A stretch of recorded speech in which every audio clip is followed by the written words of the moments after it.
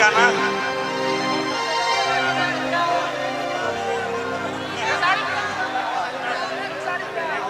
भैया अगर आपको फोटो दूंगा 10 लोग तो कैसे नाराज कर सकता?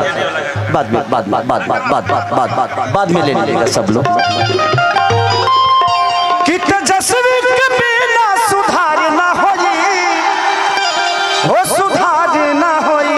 अरे दिया दिया व्यास ए भाई लालू बिना चालू ई बिहार ना होई। तनी हटलो तो तनी हटलो। भैया आ गेले, छोटू भैया आ गेले।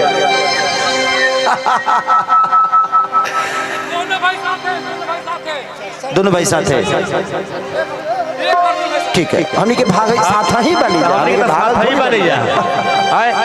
पिछला बार रजौली में कपार है धर्मेंद्र जी, कपार भाई के फोड़वा दिल रहा तू ही, तोरे चलते कपार फूट गए रहे। ईटा ही चलौले रहा, पहला ईटा ही चलैले रहा। अरे ना भाई तू ही बचौले रहा। ओदी तो हमारे ना कई गो तो एसपी डीएसपी के कपार फट रहे। हम कब ना खेत के मुरई बनी।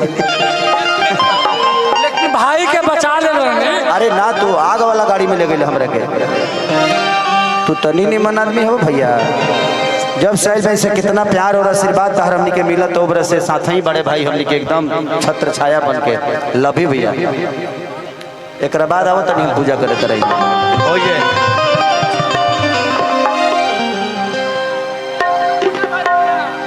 कि नाही बेचाई बाल हो, अरे कि नहीं बेचाई आलू हो। कि तेजस्वी के बिना सुधार ना होई, हो सुधार ना होई। तय भाई लालू बिना चालू ई बिहार ना होई। भाई लालू बिना चालू ई बिहार ना होई। नहीं बेचाई आलू, नहीं बेचाई बालू।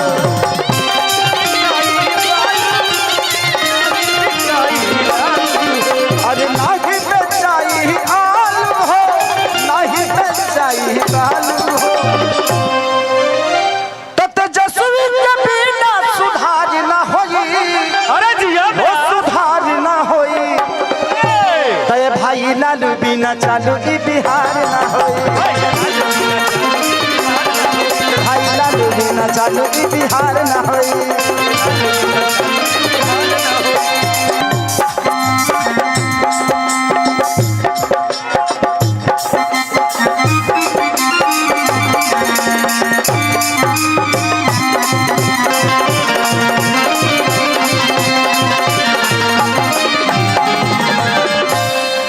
कि केतना नेता चल गईले कके प्रयास के, कि चालू नहीं कर पवले भैया विकास के।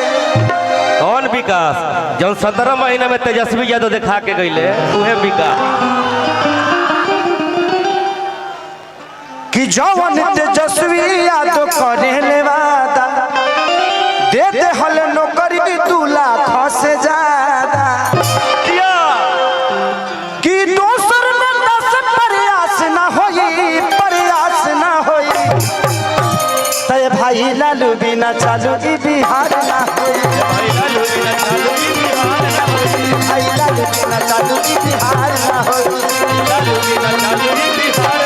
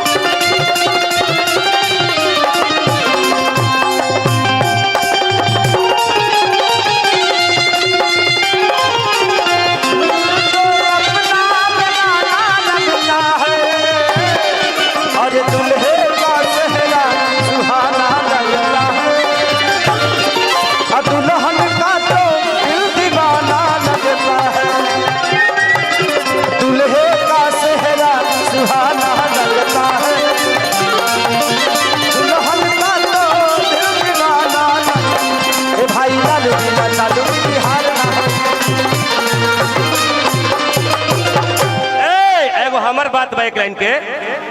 अरे कतनो हीरो होई है,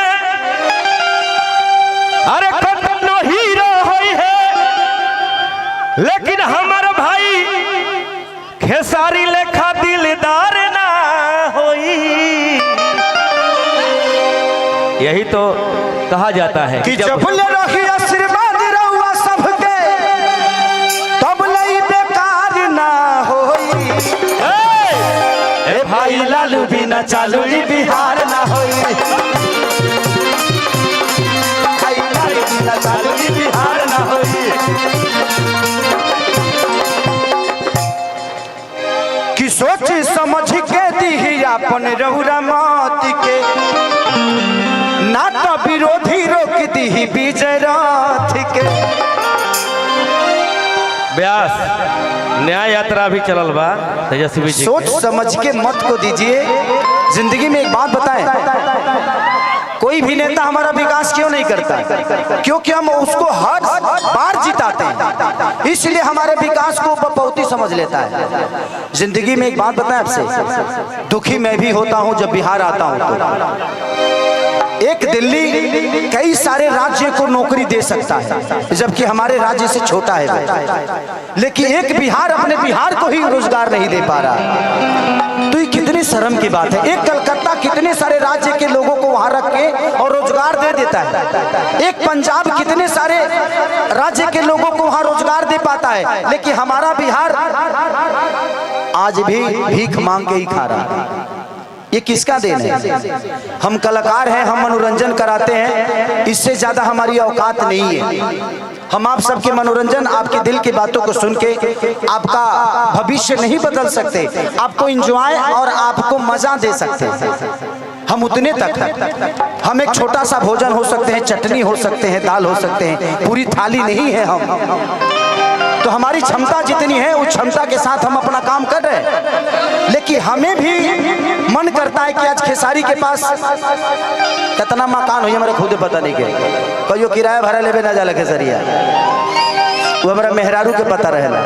लेकिन अगर बिहार में फिल्म सिटी होती और खेसारी लाल यादव बिहार में होता तो करोड़ों करोड़ों रुपया मैं टैक्स देता हूँ महाराष्ट्र सरकार को, खेसारी लाल यादव अपने बिहार को टैक्स देता तो करोड़ों रुपया से कम विकास तो होता।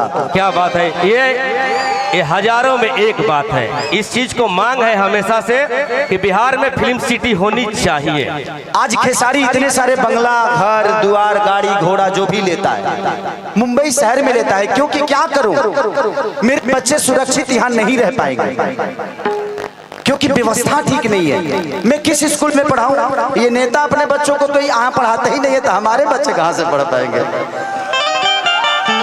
मैं यही बातें आज से 2 साल पहले किसी मंच पे बोला था तो मैं बहुत घेरे में आ गया था, लेकिन वो बातें गलत नहीं थी, वो सही थी कि हमारे यहाँ के नेता अपना इलाज कराने के लिए तो बाहर जाते हैं, तो जब वो अपना इलाज के लिए अस्पताल नहीं बनवा पाए तो आप सोच सकते हैं कि आपके इलाज के लिए वो अस्पताल बनवा पाएंगे?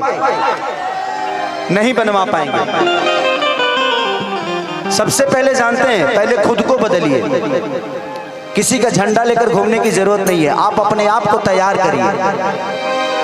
सच पूछिए तो हमारे यहाँ आईपीएस और डीएम और अधिकारी बनते हैं ना तो अपने काबिलियत से बनते हैं, उसमें सरकार का कोई योगदान नहीं होता है।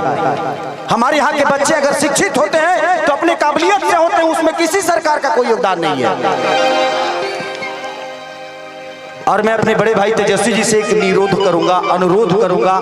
मैं एक छोटे भाई होने के नाते एक दुख तुम है कि 14 करोड़ की आबादी में 2 लाख की नौकरी से हम बिहार सुधरने वाला नहीं है। अगर करना ही है तो बिहार में कम से कम हजारों फैक्ट्रियां डाल दीजिए। ये बताइए कि जब हमारे पास रोजी होगा तो हम रोड पे नजर आएंगे जी, हम फैक्ट्री में नजर आएंगे। आप हमें रोजी दीजिए, आप हमें व्यवस्था मत दीजिए। उतना कमाने की ताकत है जो अपनी व्यवस्था खुद कर लेंगे आप। हमें व्यवस्था तो दे दीजिए, हमें रोजी दे दीजिए। हम वोट देते हैं, आप वोट मांगने आते हैं, हम रोजी मांगने जाते हैं तो आप भूल जाते हैं कि हाँ इनको भी कुछ देना है। मुझे दुख है इस बात का, मैं नेता नहीं हूं, लेकिन आज नहीं तो कल तो बनना ही है।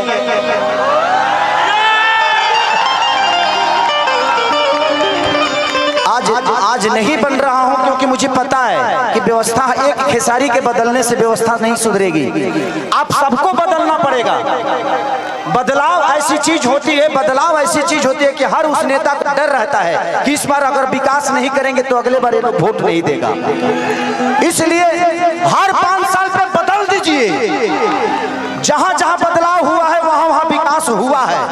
उनके अंदर अपना डर पैदा करिए कि तुम नहीं करेगा मेरे लिए, हम तुम्हारे लिए वोट नहीं देंगे, चाहे वो अपने जात का ही नेता क्यों ना हो, क्योंकि जात पेट नहीं भरता है।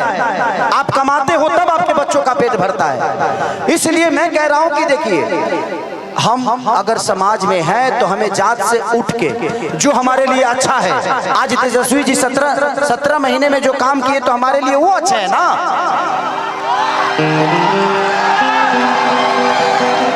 तो आप जब नहीं बदलिएगा तो फिर आपका विकास कौन करेगा? परिवार में जब एक आदमी का विरोध होता है ना तो हर आदमी कमाना शुरू कर देता है। तो कोशिश करिए हर साल अगर तेजस्वी जी काम नहीं कर रहे उनको भी बदल दीजिए, तब जाके विकास होगा। लेकिन हमें अपने बड़े भाई पे विश्वास है कि वो आएगा तो आग लगा देगा। तो हमें बदलने की जरूरत है। मैं ये नहीं कह रहा हूं कि तेजस्वी जी को आप 20 साल बना कर रखिए, नहीं। तेजस्वी जी अगर काम नहीं कर रहे हैं तो उनको भी बदलिए, क्योंकि बदलाव ऐसी चीज होती है कि जीवन में इंसान अपने आप को बदल देता है। क्योंकि हमें विकास चाहिए भाई, हमें जात नहीं चाहिए। जात पेट नहीं भरता है। आज तेजस्वी जी ने नौकरी दिया है तो सिर्फ यादवों को नहीं दिया है, पूरे बिहार के बच्चों को जिनके पास टैलेंट है उनको दिया है। अगर तेजस्वी जी अपने जात को ही प्रमोट करते, अपने बिरादरी को प्रमोट करते तो इतने सारे लोगों को नौकरी क्यों देते? तो जब वो आदमी अपने जात से हटकर अपना काम कर रहा है तो आपको भी जात से हटना पड़ेगा और जात से हटकर अपना वोट दीजिए। जिंदगी में सबसे बड़ा अधिकार अगर होता है तो वोट का होता है, और आप नहीं समझिएगा तो आपके बच्चों का भविष्य नहीं बदलेगा। जिंदगी में मैं क्या बोला, इस 17 महीने में जो बड़े भाई तेजस्वी जी ने किया, मुझे पहली बार लगा कि हमारे भाइयों को रोजगार मिलना शुरू हो गया है। इससे मैं बहुत खुश हूँ इस बात से। लेकिन मैं 2 लाख से खुश नहीं हूँ।